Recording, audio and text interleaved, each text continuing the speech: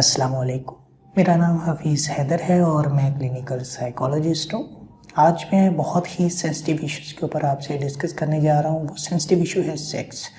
Sex education जो है आज के दौर में बहुत ज़रूरी है, लेकिन लैक ऑफ इंफॉर्मेशन की वजह से पेशेंट की सोशल, पर्सनल, ऑक्यूपेशनल लाइफ जो है बहुत ज़्यादा डिस्टर्ब हो जाती है। सेक्स इंसान की जो है पर्सनल और बेसिक नीड है, जिसको इंसान जो है किसी के साथ शेयर करना मुनासिब नहीं समझता, और यही जो चीज़ है वो किसी के साथ जो शेयर करना मुनासिब नहीं समझता, इसकी वजह से इंसान बहुत ज़्यादा प्रॉब्लम्स को अपने ऊपर खुद जो है अंडेल रहा होता है। और जो इंसान इस तरह की प्रॉब्लम को फेस करता है वो डायरेक्ट किसी के सामने जो है ये सारी चीज़ें बता नहीं सकता।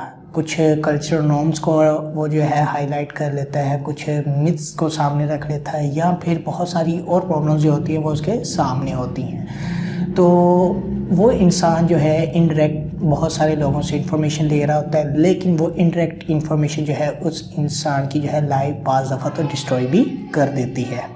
और हमारे माशरे में सेक्स के बारे में बात करना जो है वो ऐसे समझा जाता है कि ये सबसे बड़ा गुनाह है। लोग किसके ऊपर बात कर रहे हैं, ये तो लोग गलत हैं, ये लोग गलत हैं। इवन कि जो है सेक्स बेसिक नीड है हमारे माशरे में हर इंसान की, जिसे हर शख्स जो है, चाहे वो औरत है चाहे वो मर्द है, पूरी करता है। और इसकी वजह से ही बहुत सारी प्रॉब्लम्स आइडेंटिफाई होती हैं और मेजर जो है जड़ होती है बीमारियों की। में जैसे ही सेक्स के ऊपर बात करने की कोई कोशिश करता है तो उसके ऊपर जो है डिफरेंट स्टिग्मास लगा दिए जाते हैं, उसे बुरा बना दिया जाता है और ये कहा जाता है नाउज़ बिल्ला ये कैसी बातें कर रहा है, ये गुनाह कर रहा है। इस तरह की बातें सबके सामने नहीं की जाती। अक्सर इस तरह की चीज़ें जो है जो बातें करते हैं उनके सामने डिस्कस की जाती हैं और वो जो है खामोश हो जाते हैं, और फिर उन्हें खामोश बाज़ दफ़ा करवाया भी जाता है कि आप जो है इस तरह की चीज़ें, इस तरह के टॉपिक जो है कहीं पर डिस्कस नहीं कर सकते। तो ये जो टॉपिक है सेक्स, ये हर इंसान की जो है पर्सनल नीड है, लेकिन इसके बारे में किसी को भी प्रॉपर एजुकेट नहीं किया जाता, जिसकी वजह से इंसान की जो है personal, social, occupational, marital life जो है डिस्टर्ब हो जाती है। जिस तरह एक इंसान दिल का पेशेंट होता है और वो हर एक को बता रहा होता है कि मैं दिल का मरीज़ हूँ, इसी तरह जो है कभी भी जो है जो सेक्सुअल प्रॉब्लम को लोग फेस करते हैं वो कभी भी खुलकर सामने नहीं आते कि हमें जो है सेक्सुअल प्रॉब्लम है, क्योंकि उसके पीछे बहुत सारी रीज़न्स होती हैं जिसकी वजह से वो जो है खुलकर नहीं आते। और अगर जो है जो लोग इस तरह की प्रॉब्लम को फेस करते हैं सेक्स से रिलेटेड, वो जो है डायरेक्टली किसी से भी जो है अपनी प्रॉब्लम शेयर नहीं करते, इनडायरेक्ट वे में वो शेयर करते हैं, और बाज़ दफ़ा जो है मिस इन्फॉर्मेशन की वजह से जो है या गलत इन्फॉर्मेशन की वजह से जो है वो बहुत सारी प्रॉब्लम को फेस करते हैं।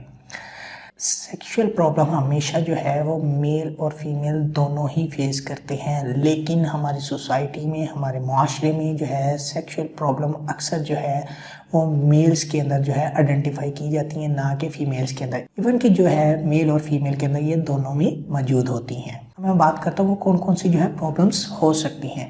पहले नंबर पर आता है डिलेड इंजैकुलेशन। ये भी सेक्सुअल डिसऑर्डर की एक कैटेगरी है जिसमें जो है इंजैकुलेशन डिले हो जाता है। और दूसरे नंबर पर आता है इरेक्टाइल डिसऑर्डर, फिर आता है फीमेल ऑर्गेनिज्म डिसऑर्डर, और फिर इसके बाद आता है फीमेल सेक्सुअल इंटरेस्ट या फिर सेक्सुअल इंटरेस्ट अराउजल डिसऑर्डर। और अक्सर जो है पेशेंट्स के अंदर ये भी डिसऑर्डर डायग्नोज किया जाता है जेनिटोपेल्विक पेन डिसऑर्डर। इसके बाद आता है मेल हाइपोएक्टिव डिजायर डिसऑर्डर, और उसके बाद आता है प्रीमैच्योर इंजैकुलेशन। ये जो है सारे सेक्स से रिलेटेड डिसऑर्डर्स है, और मैं जो है इनके ऊपर जो है वन बाय वन डिस्कशंस आपके साथ नेक्स्ट वीडियो में करूँगा।